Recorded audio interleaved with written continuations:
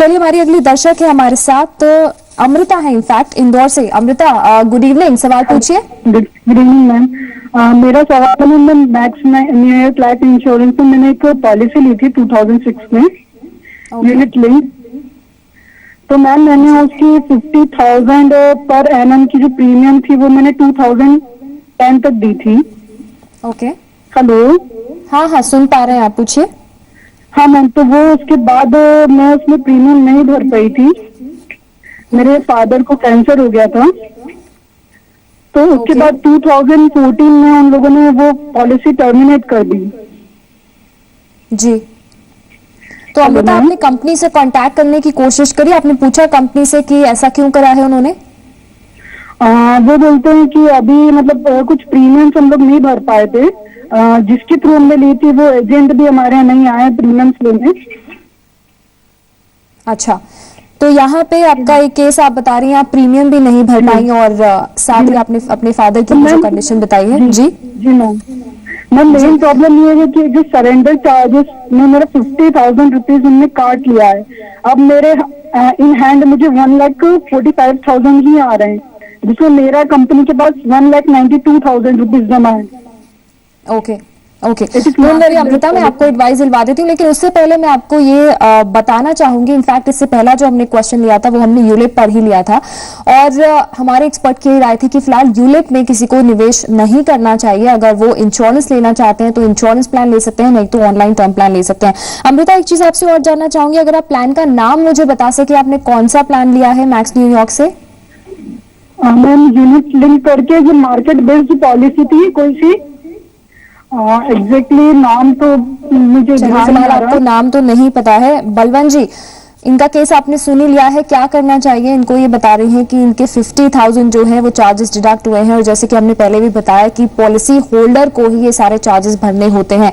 एक तो रीजन ये भी हो सकता है जो उन्होंने अपने फादर की कंडीशन बताई 2010 में, इनको क्या फेस करना पड़ा, उसके कारण चलते 2014 में कंपनी ने जो है इनकी पॉलिसी ही टर्मिनेट कर दी, जिसके पहले ये प्रीमियम्स भी नहीं भर पाई। तो क्या करें अब ये बलवंत जी? देखिए चारों, जहां तक मैं अमृता को सुन पाया हूं, इनके फादर को कैंसर हो गया तो इन्होंने शायद कोई यूलिप खरीदी, वो उनको सरेंडर करनी पड़ी। जहां तक प्रश्न इनके 50,000 रुपए कम आने का है, तो ऐसा है कि यूलिप की जो पॉलिसी होती है उसमें मार्केट की जो रिस्क है, जैसे अगर इक्विटी बेस्ड है तो मार्केट की रिस्क है वो इन्वेस्टर पे होती है। इसके अलावा ईयर आफ्टर ईयर जो है यूलिप में चार्जेस लगते हैं, जैसे उसमें इंश्योरेंस होता है तो इंश्योरेंस के लिए मोर्टेलिटी चार्जेस है, पॉलिसी है तो पॉलिसी का एडमिनिस्ट्रेशन चार्जेस लगता है, और जो फंड में इन्वेस्टमेंट होता है उसका फंड मैनेजमेंट चार्जेस लगता है। तो जहां तक उन्होंने प्रीमियम भरा तब तक भी कट गया, उन्होंने प्रीमियम भरना बंद कर दिया, उसके बाद में भी ये तीनों चार्जेस तो कट गए। इन्होंने पैसा तो कुछ भरा नहीं, पर जैसे मोर्टेलिटी का जो इंश्योरेंस की प्रीमियम जाती है वो उनकी लग गई, पॉलिसी एडमिनिस्ट्रेशन चार्जेस है वो लग गया, फंड मैनेजमेंट चार्जेस है वो लग गया, तो इसकी वजह से ये पैसा कटा है। अभी ये बराबर कटा है या नहीं कटा है वो तो इनके पास में स्टेटमेंट आएगा, स्टेटमेंट से ये वेरीफाई कर सकती है कि जो ये जो मैं 3 चार्ज बता रहा हूं वो बराबर लगे हैं या ज्यादा लग गए हैं। और अभी सरेंडर तो कर ही दिया उन्होंने, तो देख लेना चाहिए कि उन्होंने जो सरेंडर चार्ज भी लगाया है वो जो आपकी टर्म है यूलिप की पॉलिसी है उसके हिसाब से लगाया है या ज्यादा लगाया, तो वो आप डॉक्यूमेंट देखेंगे। और आपके कोई पहचान वाला इंश्योरेंस एडवाइजर वगैरह हो उनको बता दीजिए, आपके कोई टैक्स कंसल्टेंट हो, चार्टर्ड अकाउंटेंट, तो आप उनको भी बता सकते हैं, तो वो पढ़ पाएंगे और बता पाएंगे कि उन्होंने जो पैसा काटा है। क्योंकि आपके पास जब सरेंडर होके आया होगा तो आपके पास स्टेटमेंट आया होगा, इसके बाद में आप एनुअली भी आपको स्टेटमेंट आता होगा, तो वो आप उसमें देख सकती है कि ये जो आपके तीनों चार्जेस आपको लगे वो बराबर एज पर टर्म्स लगे हैं या कुछ एक्स्ट्रा चार्ज लगा दिए। अगर एक्स्ट्रा चार्ज लगे हैं तो आप IRDA में कंप्लेंट भी कर सकती हैं।